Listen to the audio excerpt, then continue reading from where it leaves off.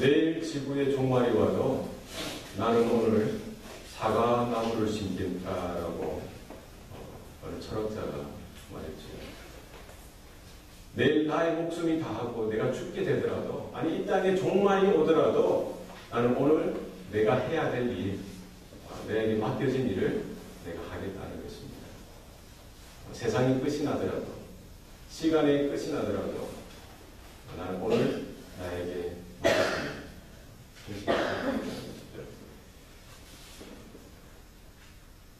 예수님께서 이 땅에 오셔서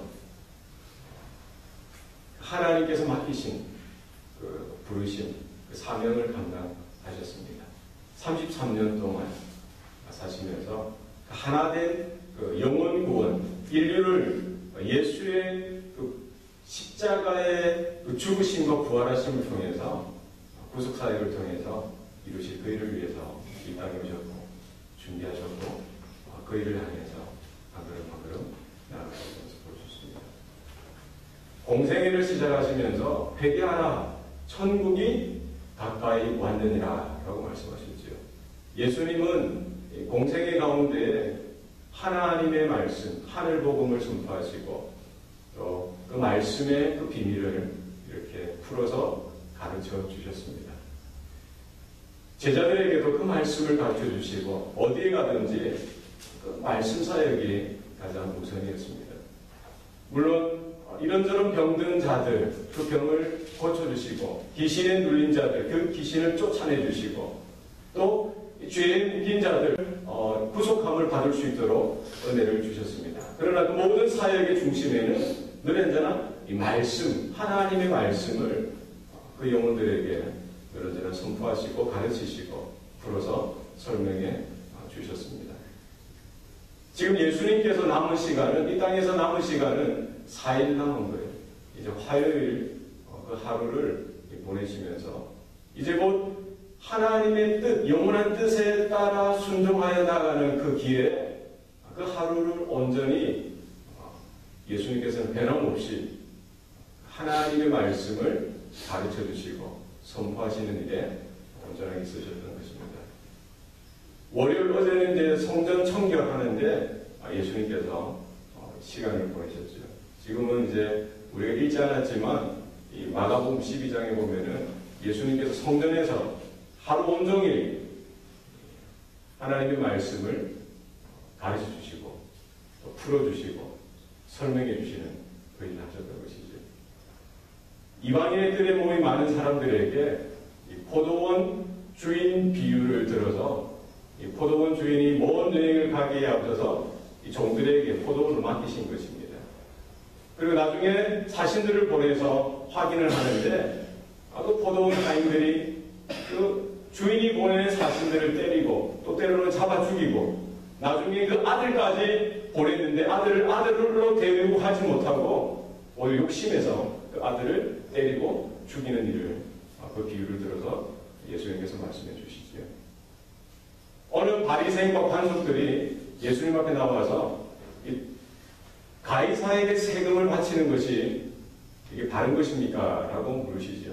예수님께서 동전 하나를 가져오라고 하시면서 거기에 글자가 무엇이 있느냐라고 물으시면서 가이사의 것은 가이사에게, 하나님의 것은 하나님에게 드리라라고 말씀해 주십니다. 또 그 옆에 보니까 부활을 믿지 않는 사두개인들이 예수님 앞에 나와서 이 부활에 대한 논쟁을 하는 것입니다. 7명의 형제가 있었는데 다 아들 없이 죽었어요. 한 여인에게 결혼을 다 했는데 나중에 부활 때에 그 여인은 누구의 아내가 되어지느냐라고 이렇게 물으십니다.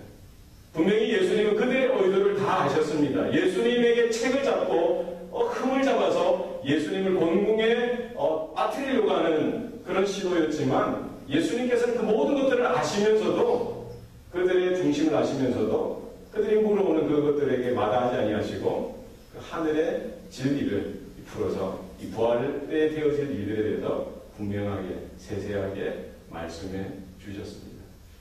또 한 서기관이 나와서 예수님에게 묻습니다. 선생이여, 이 구약에서 가장 첫 번째 되는 가장 위대한 가장 중요한 계명이 무엇입니까? 라고 묻지요. 그때 예수님께서 마음을 다하고 목숨을 다하고 힘을 다하고 뜻을 다하여 주 너의 하나님을 사랑하라. 이것이 첫째 되는 계명이다라고 말씀해 주십니다. 그리고 내 이웃을 내 몸과 같이 사랑하라 라고 말씀하십니다. 예수님이 곧 이제 사흘이 남았습니다. 사흘이 있으면 십자가에 달려 죽으실 그런 순간에서도 마지막 그 인생의 그 시간을 보내시면서도 성전에서 하루 종일 그 많은 무리들을 향해서 마지막까지 하나님의 말씀을 증거하고 하늘의 복음을 하나님의 진리를 그들에게 풀어서 설명해 주셨던 것을 우리는 기억할 수가 있습니다.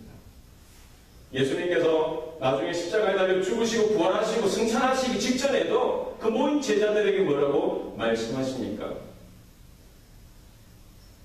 땅끝까지 이르러 내가 너에게 분부한 모든 것을 가르쳐 지키게 하라. 온 천하 만민을 다 다니면서 이 복음을 증거하라라고 말씀하십니다. 마지막까지 주님은 그 하늘 복음, 하나님의 말씀, 그 진리, 생명의 진리에 대해서 그 한 사람 한 사람 그 영혼들에게 외쳐주시고 설명해 주시고 가르쳐 주심으로 인해서 한 영혼이라도 그 말씀을 통해서 하나님께로 나오기를 원하셨던 것입니다.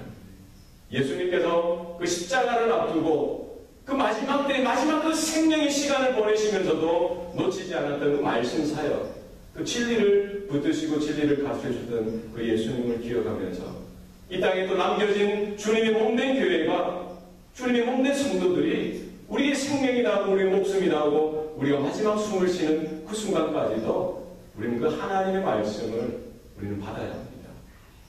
우리에게 맡겨주신 그 하나님의 말씀을 우리에게 맡겨진 그 영혼들을 향하여 선포하고 가르치고 전해줄 수 있어야 하는 것입니다. 우리 교회가 존재하는 한 하나님의 말씀을 선포하고 가르치는 일에 전심전력 다할 수 있기를 바랍니다. 예수님께서 이제 말씀 사역을 마치시고 이제 이방인의 뜰을 지나서 이제 여인의 뜰이 그 앞에 있는데 그 지나가기에 앞서서 이렇게 앉으시는 것입니다. 그 여인의 뜰에 이렇게 보면은 이 구리로 만든 이 나팔 모양의 헌금괴, 연복괴가 이렇게 놓여 있습니다. 13개 정도가 놓여 있습니다. 그래서 성전을 드나드는 사람들마다 자기들이 가지고 있는 그 물질을 거기에 이렇게 필요한 대로 자신들이 마음에 있는 대로 이렇게 헌금을 하는 것이죠. 그래서 많은 무리가 이제 6월절이기 때문에 이렇게 성전을 방문해서 헌금을 합니다. 예수님께서 딱 멀찍이 거기에 마주 앉아서 이 사람들이 헌금하는 것을, 연복궤에 돈을 하는 것을 이렇게 보시는 거예요. 우리가 하나님을 믿는다라고 하면서, 우리가 하나님을 사랑한다라고 하면서 그것이 무엇으로 표현될 수 있느냐? 성경에 보면은 너희 재물이 있는 곳에 너희 마음이 있다라고 했어요. 너희 보물이 있는 곳에 너희 마음이 있다는 것입니다. 예수님은, 하나님은 우리의 속마음을 너무나 잘 아시는 거예요. 존 웨슬리가 진정한 회개는 어디에서 온다라고 했습니까? 이 주머니를 회개하는 데서 진정한 회개가 있다는 거예요. 우리 아무리 이빨은 겉으로 드러난 모습으로 하나님을 사랑한다, 이것이 이게 다가 아니라 우리의 가장 귀하게 여기는 것을 하나님 앞에 아낌없이 바칠 수 있느냐, 그것을 보시는 거죠. 예수님께서 이렇게 다 보니까 여러 사람들이 이렇게 헌금하는 모습들이 있어요. 부자들도 이 헌금을 하는 것입니다. 그런데 한 가난한 과부가 이렇게 헌금하는 것을 보고 나중에 저 멀찍이 떨어져서 제자들을 불러모으는 것입니다. 그 많은 사람들이 지금 이 시간 이 자리에서 헌금을 하였지만 저 가난한 과부가 그 헌금한 모든 사람들보다 가장 많은 헌금을 드렸다라고 이야기해 주십니다. 그 가난한 과부가 드렸던 헌금은 2렙돈입니다. 2렙돈. 헬라 동전으로 2렙돈이고 로마 동전으로 곧 한 고드란트를 드린 거예요. 이 한 렙돈은 한 데나리온의 64분의 1 정도, 하루 일당의 64분의 1 정도밖에 안 되는 아주 작은 돈입니다. 그러나 예수님의 관점에 있어서, 하나님의 관점에 있어서, 하나님 보실 때, 예수님 보실 때에는 다른 많은 부자들이 그들이 헌금하는 것은 그들이 풍족한 가운데, 그들이 부유한 가운데 헌금을 드렸지만 가난한 과부는 그의 구차한 삶 가운데, 그의 가난한 삶 가운데 그가 가지고 있는 재산의 모든 것, 그의 생활비 전부를 하나님 앞에 헌금한 것입니다. 예수님은, 하나님은 우리의 마음을, 중심을 보시는 줄 우리는 믿어야 합니다. 우리가 얼마나 많은 금액을 드리느냐, 그것이 아니라 지금 과부는, 가난한 과부는 사실 자신의 재산 모든 것, 생활비 모든 것을 드렸어요. 이 생활비라는 말은 이 원에 보면 조회라고 삶에 필요한 비용이죠. 자기의 생명, 자기의 목숨에 필요한 비용을 하나님 앞에 드린 것입니다. 우리가 믿음 있는 성도들이 우리가 헌금을 드리는 태도, 삶이 어떠해야 하는가를 예수님께서 가르쳐 주시기 원하시는 것이죠. 마치 아브라함이 독자 이삭을 바치듯이, 그건 무엇입니까? 자기의 생명을 하나님 앞에 드리는 거예요. 아들을 드리는 것이 아니라 그 아브라함의 생명, 목숨을 하나님 앞에 드리는 것입니다. 우리가 하나님을 사랑할 때 내 마음을 다하고 목숨을 다하고 힘을 다하고 뜻을 다하여 하나님을 사랑하라고 하셨듯이, 하나님께서 나에게 주신 이 목숨, 하나님이 나에게 주신 이 마음, 하나님이 나에게 주신 이 뜻과 힘을 다하여 하나님 앞에 드리는 것이 바로 성도의 이 드림의 모습, 믿음의 모습이 되어져야 된다는 것입니다. 예수님께서 이제 사일 후에 예수님께서 말씀하셨듯이 자신의 하나뿐인 그 생명, 목숨을 하나님 앞에 드리는 삶으로 우리에게 보여주십니다. 우리가 목숨을 하나님 앞에 드릴 때, 우리 모든 것을 하나님 앞에 드릴 때에 하나님께서 새로운 부활의 역사로, 또 다른 하나님의 은혜로 채워주시는 줄 우리는 믿어야 합니다. 그래서 우리 하나님 앞에서 우리에게 맡겨주신 생명, 시간, 건강, 또 여러 가지 것들, 이 하나님의 것입니다. 하나님의 통치를, 하나님의 다스리심을, 하나님의 주인 되심을 우리가 고백한다라고 할 때 우리 입술로만 하는 것이 아니라 우리가 하나님 앞에 나올 때 하나님, 나의 마음을 드립니다. 이 작은 물질도 나의 전부, 나의 목숨, 나의 생명인 것을 알고 우리 하나님 앞에 온전히 드림으로 인해서 우리 믿음을 확증하고 우리 사랑을 하나님 앞에 온전히 드리는 우리 삶이 될 수 있기를 바랍니다. 주님이 걸어가신 고난의 한 주간, 오늘 하루를 살아갈 때 우리가 하나님께서 나에게 주신 것들을 생각하고 하나님께서 나를 향하신 그 하나님의 사랑, 하나님의 뜻을 기억하고 나도 하나님을 변함없이 끝까지 마지막 내 목숨이 다하는 그 순간까지 사랑하기를 원합니다. 내 가장 귀한 것을 주님과 같이, 주님처럼 주님 앞에, 하나님 앞에 온전히 올려드리기를 원합니다. 부족한 나의 삶을 받아주시옵소서 고백하는 저와 여러분 되시길 바랍니다. 기도하시겠습니다. 아버지 하나님,